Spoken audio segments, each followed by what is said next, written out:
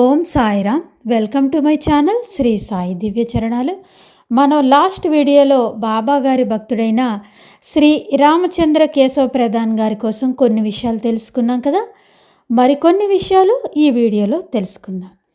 శ్రీ రామచంద్ర కేశవ ప్రధాన్ గారు బీవ్పూరి గ్రామానికి చెందినవారు. ఆయనకు ఆ గ్రామంలో ఒక చిన్న ఇల్లు మరియు వ్యవసాయ భూమి ఉండేవి. వారు జీవనోపాధి కోసం ప్రధాన్ ఒక ప్రైవేట్ ఫైనాన్స్ కంపెనీలో బిల్ కలెక్టర్గా పనిచేసేవారు. ఆయన ఇల్లు ఒక ఏకాంత ప్రాంతంలో తన పొలం పక్కనే ఉండేది. ఆ ప్రదేశం చాలా ప్రశాంతంగా ఉండేది. అందమైన పూల తోట, చుట్టూ చెట్లు ఉండేవి ప్రధాన్ గారి ఇంటి పక్కన. మనం లాస్ట్ వీడియోలో చెప్పుకున్నాం కదా, ప్రధాన్ గారు వారి స్నేహితులు బలవంతం మీద షిరిడీకి వెళ్ళాక బాబా గారు ఇచ్చిన దివ్యమైన అనుభూతితో బాబాకు అంకిత భక్తుడిగా మారుతారు. ప్రధాన్ గారు ఎప్పుడు ఖాళీ సమయం దొరికినా అప్పుడు షిరిడీకి వెళ్ళి బాబాను దర్శించుకుంటూ ఉండేవారు. ఒక్కొక్కసారి వారానికి 2-3 సార్లు కూడా బాబా గారి దర్శనానికి వెళ్ళేవారు. బాబాను ఒకసారి ప్రధాన్ అడుగుతారు, బాబా మీరు కూడా మా బియ్యపూరి రండి బాబా, మీరు వస్తే నేను సకల మర్యాదలు చేస్తాను అని అంటారు కదా. అప్పుడు బాబా ప్రధాన్కు ఫోటో ఇస్తారు. ఆ ఫోటోను తీసుకువెళ్ళి బాబా గారికి కోవెలు కడతారు. అది కూడా ప్రధాన్ గారి ఇంటి పక్కనే నిర్మిస్తారు. ఆ మందిరానికి సమీపంలో ఒక తులసి బృందావనం, అంటే బాబా గారు ఎక్కడైతే నిలబడి ప్రధాన్కు సాక్షాత్కారం ఇచ్చి వారికి ధైర్యం చెప్పారో అదే ప్లేసులో, అదే ప్రాంతంలో ఎవరూ తొక్కకుండా ఒక తులసి కోటను కూడా నిర్మించారు. ఒక తులసి బృందావనం, ఒక బావి, కొన్ని పాత చెట్లు ఉన్నాయి. పూల తోటలోని ఎన్నో పూల చెట్లున్నాయి. ఒక పాత మర్రి చెట్టు, ఒక రావి చెట్టు, 2 వేప చెట్లు, ఒక ఔదుంబర చెట్టు ఉన్నాయి. ప్రధాన్ గారి ఇంటి పక్కన బాబా గారి మందిరం నిర్మించారు కదా ఆ ప్రాంతంలో. నిజంగా బాబా గారి అనుగ్రహం ఉండి ఎవరైనా బియ్యపూరి కోవిల్కి వెళ్ళుంటే నిజంగా ఎంతో అదృష్టవంతులు. ఎంతో ప్రశాంతమైన గాలి, ఎంతో చక్కటి వాతావరణం. ఆ మందిరం చూస్తే అక్కడ ఉండి బాబా గారిది సచ్చరిత్ర పారాయణం చేయడం, బాబా గారి నామస్మరణం చేయాలని అందరి భక్తులకి అనిపిస్తుంది. అంత ప్రశాంతమైన వాతావరణంలో బియ్యపూరిలో శ్రీ రామచంద్ర కేశవ ప్రధాన్ ఉండేవారు. బాబా గారి దర్శనానికి రాకముందు ప్రధాన్కు సాధువుల పట్ల గౌరవం ఉండేది కాదు. కానీ బాబా గారి దర్శనం తర్వాత దానికి పూర్తి భిన్నంగా మారిపోతారు. రోజులు గడిచే కొద్దీ బాబా గారి మీద భక్తి, శ్రద్ధ ఎంతో పెరుగుతాయి. బాబా దయ వల్ల ప్రధాన్కు ఆర్థిక పరిస్థితులు కూడా మెరుగుపడుతుంది. తను ఎంతో ప్రశాంతిని పొందారు. అతను తరచూ షిరిడీకి వెళ్ళడం ప్రారంభించారు. బాబాకు అంకిత భక్తుడుగా ఉన్నారు. బాబా గారి మహాసమాధి తర్వాత కూడా అదే భక్తితో పూజలు చేస్తూ ఉండేవారు ప్రధాన్. 1924లో శ్రీ ప్రధాన్ కుమార్తె ముంబైలోని దాదార్కు చెందిన శ్రీ ఎస్వి గుప్తేను వివాహం చేసుకుంది. శ్రీ గుప్తే స్వయంగా చాలా పవిత్రమైన వ్యక్తి కాబట్టి ఆయన బియ్యపూరిలో జరిగే అన్ని కార్యక్రమాలపై ఆసక్తి చూపడం ప్రారంభించారు. అంటే రామచంద్ర కేశవ ప్రధాన్ అల్లుడు మరియు తన స్నేహితులను అక్కడికి ఆలయాన్ని సందర్శించమని రమ్మని ప్రోత్సహించేవారు ప్రధాన్ గారి అల్లుడైన గుప్తే. దాని ఫలితంగా బియ్యపూరికి వచ్చే సందర్శకుల సంఖ్య పెరిగింది. 1936 సంవత్సరంలో శ్రీ గుప్తే షిరిడీని సందర్శించుకొని బాబా గారి సమాధి మందిరాన్ని దర్శించుకున్నారు. అక్కడ సమాధి మందిరంలో వైభవాన్ని చూసి ఆయన ఎంతగానో సంతోషపడ్డారు. గుప్తేను ఆ వైభవం ఎంతగానో ఆకట్టుకుంది. బియ్యపూరిలో కూడా ఇంత గొప్ప వైభవాన్ని త్వరలో తీసుకురావాలని సాయిబాబాను చేతులు జోడించి ప్రార్థించారు శ్రీ గుప్తే.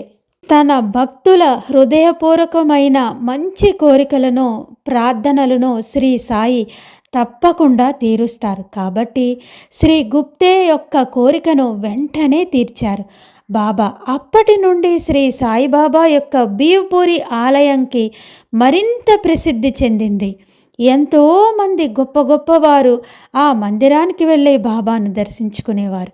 శ్రీ ప్రధాన్ 1939 సంవత్సరంలో సాయిలో ఐక్యమయ్యారు. ఆలయ బాధ్యతను ఆయన కుమారులు మరియు అల్లుడికి అప్పగించారు. ఆలయ విధులు శాశ్వతంగా నిర్వహించడం కోసం అదే సంవత్సరం శ్రీ సద్గురు సాయినాథ్ సేవా సంస్థాన్ పేరుతో ఒక సంస్థను ఏర్పాటు చేశారు మరియు ఆలయ వ్యవహారాలు నిర్వహించడానికి 7 ట్రస్టీలను నియమించారు. ఎక్కువ మంది యాత్రికులు ప్రవాహం కారణంగా పాత ఆలయం వారందరికీ వసతికి కల్పించడానికి సరిపోదని తెలిసింది. దానికి పునరుద్ధరణ కోసం పనులు ప్రారంభించబడ్డాయి.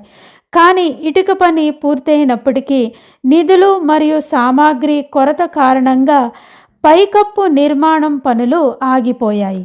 ఆ ఆలయ పూజారి అయిన శ్రీ నారాయణ సాయి భక్తుడు సాయి సచ్చరిత్ర యొక్క పారాయణను ప్రారంభించారు. మనస్ఫూర్తిగా బాబాను ప్రార్థించి సాయి సచ్చరిత్ర పారాయణను ప్రారంభించారు. 4 రోజుల తర్వాత బాబా ఆ పూజారి కలలో కనిపించి, నా దుని ఎక్కడుంది? దుని లేకపోతే ఇది షిరిడి ఎలా అవుతుంది? ఆలయం ఎలా పూర్తవుతుంది అని అడిగారు. అప్పుడు దాని గురించి శ్రీ గుప్తేకు తెలియజేశారు ఆ పూజారి అయిన శ్రీ నారాయణ. ఆలయంలో దుని ప్రారంభించాలని నిర్ణయించారు.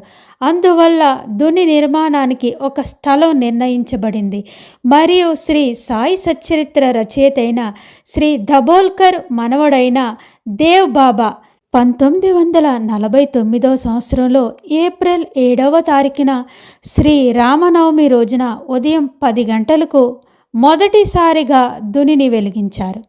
షిరిడీలో ద్వారకామాయిలోని దుని మాదిరిగానే ఈ దుని కూడా నిరంతరం వెలుగుతూనే ఉంది.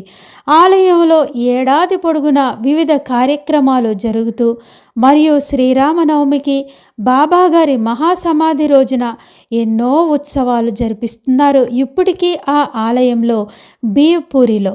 మరియు బాబాగారి మహాసమాధి రోజున కార్యక్రమాలు ప్రత్యేకమైన వైభవంతో జరుపుకుంటున్నారు. చాలామంది గొప్ప వ్యక్తులు ఈ ఆలయాన్ని దర్శించి ఆర్థిక సహాయం చేస్తున్నారు. బాబా ఎంతో గొప్ప అదృష్టాన్ని శ్రీ రామచంద్ర కేశవ ప్రధాన్కు ఇచ్చారు కదా. అంతేకాకుండా మరొక విషయం ఏమిటంటే, మనందరికీ తెలుసు, ఇప్పుడుండే బాబా గారి సమాధి మందిరం బాబూసాహెబ్ బూటీకి బాబా స్వయంగా కలలో కనిపించి నిర్మించమని చెప్పారు. అదేవిధంగా రామచంద్ర కేశవ ప్రధాన్కు ఫోటో ఇచ్చి మందిరం కట్టించమని బాబా చెప్పారు. అంతేకాకుండా మరొక విశేషం, బాబా రోజు ద్వారకామాయి నుండి లెండికి వచ్చేవారు. అబ్దుల్లాతో కలిసి వచ్చి అబ్దుల్లాను దూరంగా ఉంచి బాబా ఒక్కరే వెళ్ళి నందాదీపం ఒత్తులు సరిచేసి ఏవేవో సైగలు చేసేవారు. బాబా ఆ దీపంలో నూనె వేసి ఒత్తును సరిచేసేవారు. తర్వాత లెండి బాగ్కు వచ్చి మొక్కలు వేసేవారు. రోజుల్లో ఒక చిన్న కాలువ ప్రవహించేది. అక్కడ ఒక బావి కూడా ఉంది. ఇప్పుడు కూడా మనం షిరిడీకి వెళ్తే లెండి బాగ్లో మనం ఆ బావిని చూడవచ్చు. దాని పక్కన ఉన్న స్థలం గోన్కర్ కుటుంబానికి చెందినది. రోజు బాబా వచ్చి మొక్కలకు నీరు పోసేవారు. దాంతో గోన్కర్ కుటుంబ సభ్యులు అందరూ కూడా చాలా సంతోషపడేవారు.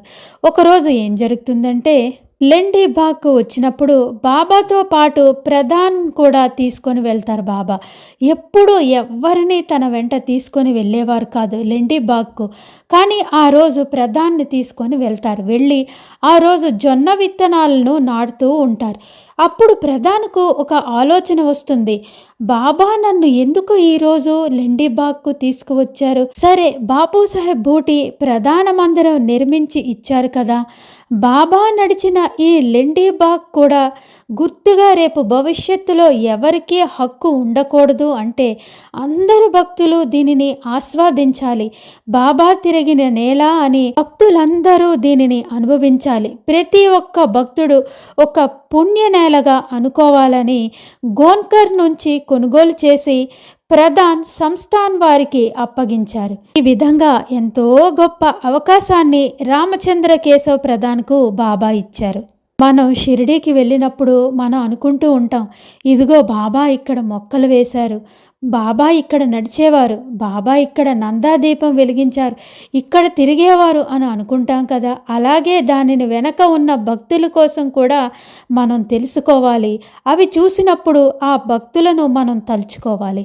ఇంకొక ముఖ్యమైన విషయం ఏంటంటే, బాబా మహాసమాధి అయిన తర్వాత 16వ తారీఖు నాడు బాబా ప్రధాన్ వదిన గారి కలలో కనిపించి, తల్లి, నీ పెట్టెలో పీతాంబరం ఉంది, అది తెచ్చి నా సమాధి మీద కప్పు అని అన్నారు. ఆ విధంగా అలా కప్పిన ఆ వస్త్రం మళ్ళీ 1927 సంవత్సరం వరకు దానిని ఎవ్వరూ సమాధి మీద నుంచి తీయలేదంట. ఈ విధంగా బాబా ఎంతో గొప్ప అవకాశాన్ని ప్రధాన్ కుటుంబానికి ఇచ్చారు. అడుగడుగున ప్రధాన్ కుటుంబాన్ని రక్షిస్తూ ఎన్నో లీలలను ప్రధాన్ కుటుంబం వారికి ఎన్నో అనుభవాలను ఇచ్చారు బాబా. అదేవిధంగా ప్రధాన్ వారి కుటుంబంలో ఉన్నవారు అందరూ కూడా బాబాకు అంకిత భక్తులుగా మారి ఎప్పుడూ సాయి సేవలోనే నిమగ్నమై ఉండేవారు. బీవ్పూరిలోని అనేక కార్యక్రమాలు, అన్నదానాలు, ఉత్సవాలు ఎన్నో జరిపించారు. ఏ ఉత్సవం జరిగినా బీవ్పూరి మందిరంలో ప్రధాన్ కుటుంబంలో ఉన్నవారందరూ పాల్గొని ఎంతో అంకితంగా బాబాకు భక్తిగా శ్రద్ధగా ఎన్నో కార్యక్రమాలు చేస్తున్నారు. ఇప్పటికీ ప్రధాన్ వారసులు బీవ్పూరి మందిరంలో ఎంతో గొప్ప అవకాశాన్ని చేజిక్కించుకున్న ప్రధాన్ ఎంతో ధన్యజీవి. మరికొన్ని విషయాలు మరొక భక్తుని కోసం మరొక వీడియోలో తెలుసుకునే ప్రయత్నం చేద్దాం. బాబా గారి అనుగ్రహంతో బాబా మరెంతో మంది భక్తుల అనుభవాలను ఆ సాయి తండ్రి మనకి తెలియజేయాలని మనస్ఫూర్తిగా బాబాను కోరుకుంటూ ఓం సాయిరామ్.